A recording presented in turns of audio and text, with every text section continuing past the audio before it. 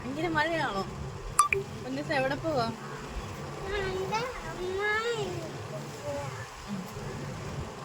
പൊന്നൊന്ന് പള്ളിയിൽ പോയോ?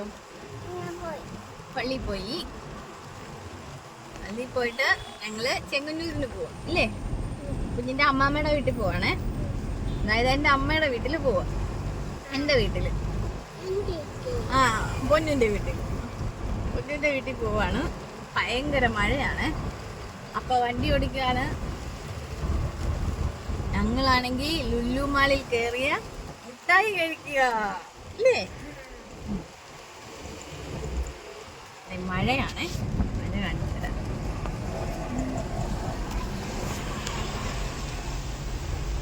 ഭയങ്കര മഴ.